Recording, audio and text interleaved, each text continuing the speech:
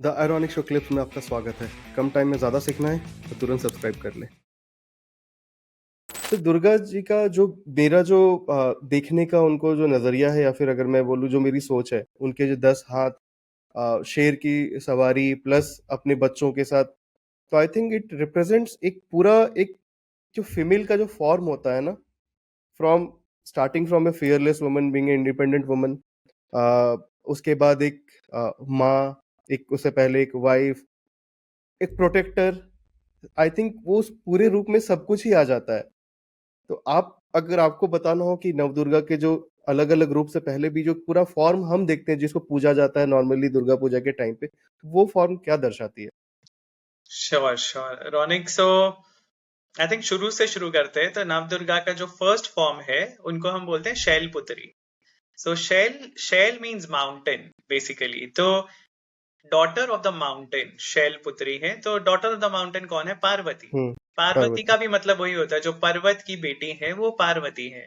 सो पर्वत राज थे हिमवान, और उनकी बेटी के रूप में शक्ति ने जन्म लिया। जो उनका लेटेस्ट अवतार है उसमें पार्वती के रूप में उन्होंने जन्म लिया है। और ये जो 9 फॉर्म्स हैं नव दुर्गा के, ये जनरली आपको एक प्रोग्रेशन दिखाएंगे। एक स्त्री की, एक फीमेल की लाइफ की जो स्टेजेस होती हैं अलग अलग, हम्म। वो हम उससे समझ सकते हैं। सो नव दुर्गा में जो फर्स्ट फॉर्म है वो है शैलपुत्री का, who is the daughter. So she is identified as a daughter. उनका उनकी पहचान है कि वो पर्वतराज की पुत्री है। तो एक शिशु के लिए, एक बच्चे के लिए, चाहे वो लड़का हो लड़की हो, उनके लिए सबसे पहली पहचान यही होती है कि वो किसके पुत्र है या किसकी पुत्री है। हम्म। राइट। सो वो उनकी पहली पहचान है शैलपुत्री की। उसके बाद जो सेकंड फॉर्म आता है वो है ब्रह्मचारिणी देवी। ब्रह्मचारिणी में हम देखते हैं कि गॉडेस जो है वो एक बहुत ही सिंपल रूप में दिखाई गई हैं, दर्शाई गई हैं। उनको बहुत सिंपल कपड़े, और उनके हाथ में कमंडल जपमाला है। सो ये कौन सा उनका रूप है? ये उस टाइम का रूप है जब पार्वती मेडिटेट कर रही थी, प्रे कर रही थी शिव जी को पति के रूप में प्राप्त करने के लिए। तो ये उनका नेक्स्ट स्टेज थी उनकी लाइफ की। पहले वो हिमवान की डॉक्टर डॉटर थी। हिमवान जो राजा है पर्वतराज, राइट। उनकी उनकी पुत्री थी। और उसके बाद जब वो बड़ी होनी शुरू हुई, उनको इनहेरेंटली ये सेंस था कि शिव को उन्हें पति के रूप में प्राप्त करना है, क्योंकि वो सती का रीबर्थ है। और शिव जी के लिए तपस्या करना उनका मेन एम बन गया था, शिव जी को प्राप्त करने के लिए। तो ये एक वो स्टेज है जब एक बच्चा थोड़ा बड़ा हो जाता है, hmm. Maybe age a teenager, जब उसको समझ में आ रहा है कि उसको क्या चाहिए लाइफ में।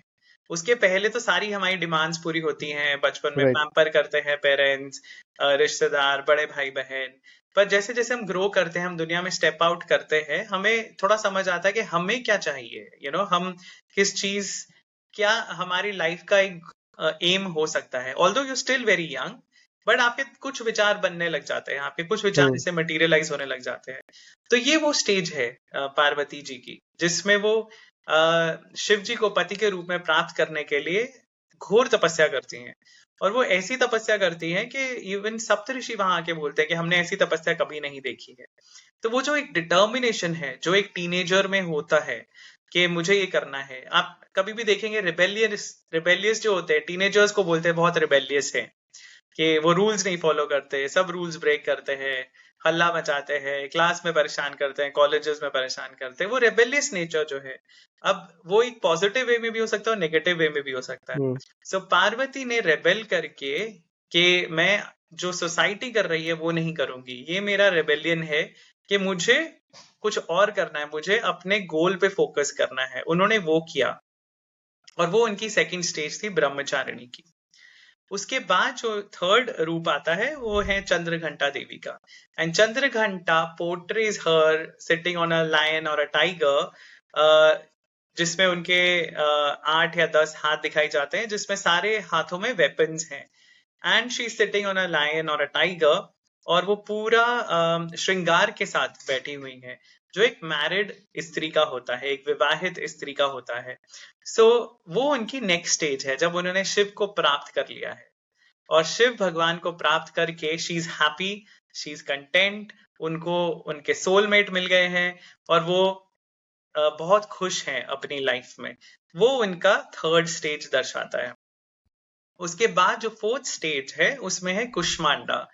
सो कुष्मांडा काफी सिमिलर है डिस्क्रिप्शन में या डिपिक्शन में चंद्रघंटा जी के। एक डिफरेंस मेन उसमें हमें समझ में आता है कि उनके हाथ में एक कुंभ है, एक घड़ा है, मटका, कुंभ, पॉट, हम्म, जो उन्होंने एक हाथ में पकड़ा हुआ है। और ये बहुत सुंदर सिंबोलिज्म है, पता है कि जो अलग अलग हम रूप देखते हैं, हमें समझ में नहीं आता कि क्या क्या जरूरत है ये सब दिखाने की, इनका क्या राइट। मतलब है। पर हर रूप का कुछ ना कुछ एक विशेष तात्पर्य होता है। सो उसमें जो कुंभ उन्होंने पकड़ा हुआ है उसका, दैट इन हिंदुइज्म बेसिकली कलश या कुंभ जो है वो दर्शाता है वूम्ब, गर्भ। ओके। तो वो उनकी अब मैरिटल लाइफ की नेक्स्ट स्टेज है, when she is about to conceive a child. और फिर उनके बाद जो उनकी नेक्स्ट जो रूप आता है वो है स्कंद माता का, जिसमें स्कंद, हम कार्तिकेय का नाम है स्कंद। कार्तिक है। सो हाँ। कार्तिकेय, कुमार, मुरुगन, स्कंद, ये सब उनके नाम हैं। और ये जो रूप है इसमें दिखाया जाता है माता को अगेन सिंह के ऊपर या शेर के ऊपर बैठे हुए, और उनके अब हाथों में आर्म्स नहीं है। She is holding very benign things in her hand, और उनके गोद में स्कंद बैठे हुए हैं, षणमुख बैठे हुए हैं उनकी गोद में। सो अब वो फोकस कर रही हैं, पहले उनका अलग अलग फोकस था लाइफ की हर स्टेज में, राइट। और अब उनका जो फोकस है वो है नर्चरिंग, और एज अ मदर, जो हम मदर नेचर की बात करते हैं, पृथ्वी, प्रकृति, हम्म। शक्ति, महिमाता, जो हम दुर्गा माँ, सो हम माँ का जो रूप देखते हैं वो हमें दर्शाता है स्कंद माता का जो डिपिक्शन है। और इसके बाद वो स्टेज आती है जब she has fulfilled her roles of life, जो भी उनकी एक्सपेक्टेशंस होती हैं या जो भी सोसाइटी की हम्म। डिमांड्स होती हैं एक स्त्री से, वो सब उन्होंने फुलफिल कर ली है। So she was a very good daughter, she was a teenager who knew what she wanted. उसके बाद उनकी एक बहुत सक्सेसफुल मैरिज है, उसके बाद उनकी एक संतान हो चुकी है। अब जो नेक्स्ट स्टेजेस है वो प्योरली शक्ति के बारे में है। अब उसमें किसी और का कोई योगदान नहीं है, इसमें शक्ति वो अचीव कर रही है जो वो खुद करना चाहती है। पहले भी उनकी चाहत थी, ऐसा नहीं था कि सिर्फ सोसाइटी ने उनके ऊपर ये रोल्स डाले थे, पर ये स्टेजेस हैं जिसमें से वो निकल के अब उस स्टेज पे आ गई हैं कि वो अपने मन की खुद करेंगी। और आई थिंक इसमें एक बहुत इंपॉर्टेंट लेसन है हमारे आपके ऑडियंस के लिए, आपके श्रोताओं के लिए भी, कि हम सोचते हैं कि शादी के बाद या संतान होने के बाद, बच्चे होने के बाद एक स्त्री की लाइफ जो है वो सिमट के रह जाती है उसी में, घर में, घर गृहस्थी में। और देवी के ये रूप दर्शाते हैं कि ऐसा होना बिल्कुल भी जरूरी नहीं है, और राइट। ऐसा इनफैक्ट नहीं होना चाहिए। क्योंकि जो भी अचीवमेंट्स देवी कर रही हैं आगे, वो सब इस स्टेज के बाद की हैं। सो जो छठा रूप है देवी का उसको हम बोलते हैं कात्यायनी। और उसके पीछे एक स्टोरी है, कात्यायन ऋषि थे जिन्होंने उस एनर्जी को फॉर्म दिया था, इसलिए उनका नाम कात्यायनी पड़ा। और ये वो फॉर्म है जिसको हम दुर्गा के रूप से पहचानते हैं। सो जो महिषासुर मर्दिनी दुर्गा, जो हम्म। दुर्गा पूजा पंडाल में आप देखोगे, महिषासुर को मारती हुई जो दुर्गा माता है, वो ये सिक्स्थ रूप है उनका, कात्यायनी देवी का। और ओके। ये मतलब सब देवी पुराणों में, देवी भागवत में, शक्त ट्रेडिशन में बहुत बड़ा एक एपिसोड है, बहुत बड़ा इंसिडेंट है। और आप ये देख सकते हैं कि वो सारी स्टेजेस पार करने के बाद she is performing this miracle, क्योंकि महिषासुर को वरदान था कि उसको कोई भी मेल नहीं मार सकता। सो सब देवताओं को, देवताओं ने अपनी एनर्जीज को ज्वाइन किया, कात्यायन ऋषि ने उसको एक शेप दी, और सब देवताओं के वेपन्स लेके देवी सिंह के ऊपर सवार होके वो कार्य करके आई जो देवता भी नहीं कर पा रहे थे। सो अगेन इस स्टोरी से हमें फिर पता चलता है कि शक्ति ही हर देवता के अंदर की ऊर्जा है, और वो सारी जो फॉर्म्स हैं वो सब जब मिल जाती हैं तब वो दुर्गा आदि शक्ति फिर के रूप में फिर प्रकट होती है। और कात्यायनी देवी के बाद में जो एक रूप आता है वो सबसे ज्यादा आई थिंक मिसअंडरस्टूड फॉर्म है देवी की, जिनको हम महाकाली कहते हैं। सो काफी लोग, ऑफ कोर्स बंगाल में तो काली पूजा बहुत होती है, राइट। पर काफी लोग अगर आप रैंडम किसी को पूछोगे तो लोगों को थोड़ा डर लगता है काली माँ को देख के, या उनका रूप देख के, या लोगों को समझ में नहीं आता कि वो इतनी भयावह क्यों दिखाई गई है। और specially I think western hmm, movies में, हॉलीवुड मूवीज में काफी मिस इंटरप्रेट किया गया है काली को। पुरानी काफी मूवीज में उनको अलग तरीके से दिखाया गया है, so which was not right, which was absolutely unforgivable. but अब अगर हम समझना चाहें, हमें अपनी दर्शन शास्त्र, हमारे जो है, हमारी मान्यताएं जो है, वो हमें अब समझ में आनी चाहिए, जिससे हम एक नैरेटिव काउंटर कर सके। काली माँ is sort of the pinnacle of Indian feminist movement, right? हम राइट। इतना फेमिनिज्म के बारे में सुनते हैं, फेमिनिज्म में हाँ, ये वो मेल्स को पीछे छोड़ के औरतें आगे निकल रही हैं, बहुत अच्छी बात है। पर फेमिनिज्म अभी शुरू नहीं हुआ है। सो माँ काली का रूप ही हमें वो फेमिनिस्ट रूप दिखाता है, जिसमें देवी ही सुप्रीम है। आप मतलब एक इंसिडेंट है वो पूरा, जिसमें वो शिव जी उनके रास्ते में लेट जाते हैं, और उनका पांव पड़ते ही उनको रियलाइज होता है कि अब उन्हें डिस्ट्रक्शन स्टॉप करनी है। पर वो डिपिक्शन जो है, उसमें देवी अपने पति के ऊपर पांव रख के खड़ी हुई। आप इमेजिन कर सकते हैं ऐसा दिखाना, ऐसा हुँ, एक डिपिक्शन एक ट्रेडिशनल सोसाइटी में, एक कॉन्जर्वेटिव सोसाइटी में, जिसको हम मानते हैं कॉन्जर्वेटिव सोसाइटी थी, पेट्रियार्कल सोसाइटी थी, ये था वो था। और उसमें एक डिपिक्शन है जिसमें एक स्त्री, एक देवी अपने पति के ऊपर पांव रख के खड़ी हुई। So we have to understand कि इन सब चीजों का सिग्निफिकेंस क्या है। हर चीज का, हर रूप का एक रोल है, हर रूप का एक इम्पोर्टेंस है, जो एक टाइम के लिए जरूरी है। वो टाइम ऐसा था जब सब देवता भी डिस्ट्रॉय हो रहे थे, देवता भी काउंटर नहीं कर पा रहे थे। रक्त बीज, चंड मुंड, ऐसे जो राक्षस थे जिनको देवी ही कंट्रोल कर सकती थी, और देवी ने दोबारा वो करके दिखाया। जैसा दुर्गा माँ ने किया महिषासुर को मार के, वैसा ही काली ने, चामुंडा ने, चामुंडा उनका अलग एक नाम है क्योंकि उन्होंने चंड और हाँ, मुंड को मारा था। सो काली माँ ने भी वही करके दिखाया, और वो इतना ज्यादा वो डिस्ट्रक्शन के मोड में चली गई कि शिव जी को उनके रास्ते में लेटना पड़ा उनको काम डाउन करने के लिए। एक बहुत ही दूसरा सुंदर जो एहसास हमें होना चाहिए वो ये है कि शिव जी को वो घमंड नहीं हुआ कि ये मेरी पत्नी है, तो मैं हुँ, उनके रास्ते में लेटूंगा, वो मेरे ऊपर पाँव रखेंगी। ये उन्होंने नहीं सोचा, उनका गर्व नहीं था कोई, उनका घमंड नहीं था।